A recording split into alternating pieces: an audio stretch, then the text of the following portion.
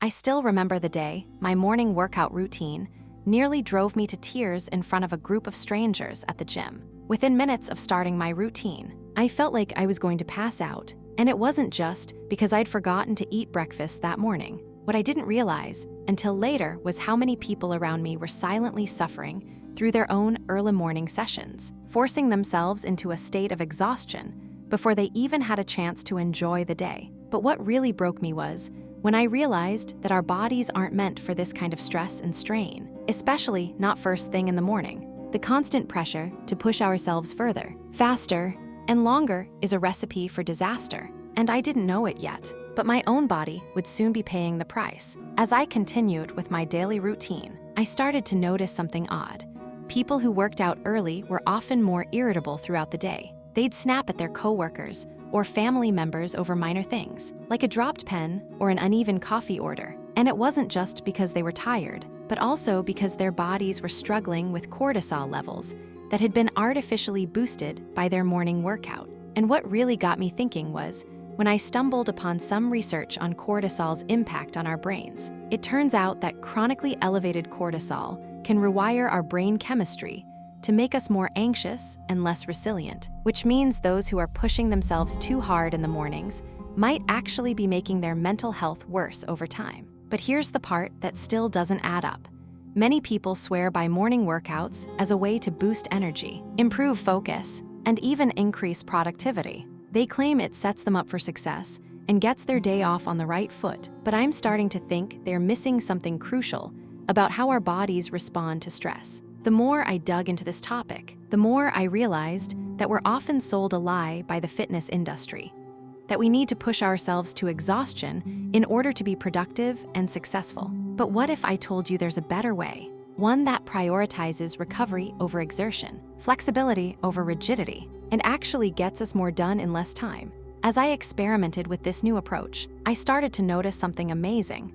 My energy levels increased, my focus improved, and, best of all, I felt happier and more at peace throughout the day. And it wasn't just me. Others around me were experiencing similar results. In fact, one of my friends even told me that she'd gone from being a morning workout enthusiast to someone who now prefers relaxing yoga sessions in the evenings. She said it's because her body finally feels like it can handle a gentle, restorative routine and not just force itself into overdrive every morning. Now, I'm not saying everyone should ditch their morning workouts cold turkey, but what I am saying is that we need to rethink our approach. We need to focus on recovery and flexibility rather than pushing ourselves to exhaustion. And we need to do it now, before our bodies pay the price for all this chronic stress. So the next time you find yourself tempted to hit the gym at 5 a.m., take a step back and ask yourself, what's really driving my desire to push myself so hard? Is it genuine enthusiasm or just societal pressure? And when it comes down to it, is the payoff really worth the potential long-term costs? I still don't know if I'd do it again, but I do know this. Our bodies are capable of amazing things, and we owe it to ourselves to treat them with kindness, compassion, and care. When I first started my morning workout routine, I was convinced that it was the key to unlocking my full potential. I'd read all about the benefits of early exercise, increased energy, improved focus, better time management, you name it. And let me tell you, for a while, it worked like a charm.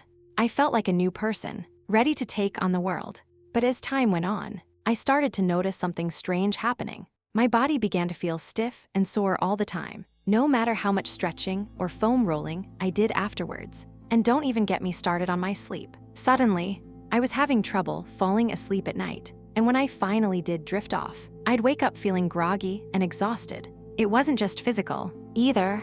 Mentally, I felt like I was stuck in a constant state of alertness, never able to fully relax. It wasn't until I stumbled upon an article about the concept of chronic stress that things started to click into place for me. Essentially, it's the idea that our bodies are designed to handle short-term stress, the kind you'd experience during a physical threat or a sudden emergency. But when we subject ourselves to prolonged periods of stress, whether through exercise, work, or other factors, it can have catastrophic effects on our systems. Think about it. When your body perceives stress, it releases cortisol into your system. That's fine in small doses, but over time, excessive cortisol production can lead to weight gain, fatigue, anxiety, and even depression. And what do? We keep pushing ourselves harder, trying to outrun the exhaustion and achieve some mythical state of balance that seems just out of reach. I'm not saying it's impossible to exercise in the morning, but I am saying we need to rethink our approach. Instead of hitting the gym at 5 a.m. with no warm-up or cool-down, why don't we try something new? Let's focus on gentle stretches and mobility work to loosen up our muscles, get some blood flowing, and wake ourselves up naturally. We can even try incorporating activities that promote relaxation, meditation, deep breathing exercises, or a leisurely walk outside. But here's the thing, it's not just about how we exercise, it's also about what we eat, how much sleep we get, and how we manage our workloads. So many of us are sacrificing our health in pursuit of some arbitrary standard, whether it's a certain body shape or size, a specific income bracket, or even the approval of others. And the costs are staggering. From burnout and exhaustion to relationship problems and decreased productivity. As I look back on my own journey, I realized that I was so caught up in chasing this idealized version of myself that I neglected everything else. My relationships suffered, my creativity dwindled, and my physical health began to decline. But it wasn't until I took a step back and reevaluated my priorities that things started to turn around. So what does all this mean for you? Well, the next time you catch yourself beating up on your body, whether through exercise or some other means, take a deep breath and ask yourself, is this really worth it? Is the payoff of short-term gains worth the long-term costs to my mental and physical well-being? I've seen so many people get caught in the same trap, sacrificing their relationships, careers, and overall quality of life on the altar of a perfect morning workout routine. They wake up early, sweat through an intense exercise session, and then proudly post about it online, only to feel drained and unmotivated for the rest of the day. It's like they're trying to cram as much self-improvement into these few short hours as possible, without ever stopping to consider what that actually looks like in real life. Take Sarah, for example, a busy working mom who thought she needed to start her day with a 5:00 a.m. boot camp session. She'd drag herself out of bed, grit her teeth through the grueling workout, and then stumble into the kitchen to make breakfast for her kids while simultaneously scrolling through emails on her phone.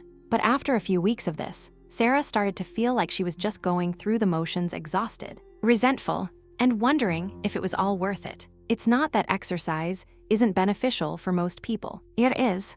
The problem is that many of us are treating our morning workouts like a quick-fix solution to our lives' chaos, rather than addressing the underlying issues that are causing our stress in the first place. We're essentially trying to outrun our problems instead of tackling them head-on. Take the example of Emily, who was struggling with burnout at work and found herself exhausted all the time. She thought if she could just get in a killer workout before heading into the office, she'd have more energy and be more productive. But what really happened is that she started skipping meals to fit in her morning routine, which only made her even hungrier and grumpier by lunchtime. It turns out that many of us are not naturally morning people. Our bodies are just not designed to function at their best before noon. Research shows that most adults' cortisol levels peak mid-afternoon, making it much easier to tackle complex tasks than first thing in the morning. Yet we're still trying to fit into this artificial mold of an early riser, morning workout kind of person. I've seen many people start with good intentions, committing to a 6:00 a.m. wake-up time and a tough workout routine, but what often happens is that they burn out after just a few weeks. They're not getting the results they want, and their bodies are screaming for mercy. It's like trying to cram too much into one tiny part of your day. It might look impressive on Instagram, but in reality, it's unsustainable. The thing is, we don't have to fit our lives into someone else's idealized morning routine. We can start experimenting with different schedules and activities that actually work for us. Maybe instead of a grueling workout, you could try a short yoga session or some stretching exercises at your desk. Or maybe you're more of an afternoon person, which is totally fine too. For Sarah, it took realizing she was just trying to fit into someone else's idea of what a good mom looked like, rather than being true to herself and her family. She started prioritizing what truly mattered most to her, spending quality time with her kids in the mornings, making them breakfast together, and having more energy for the rest of the day because she was taking care of herself in more sustainable ways. It's funny, sometimes all we need is a little bit of permission to be ourselves, rather than trying to fit into someone else's ideal. And that's exactly what I'm going to explore next. How our societal expectations around morning routines are actually harming us, and what we can do instead to live more authentically.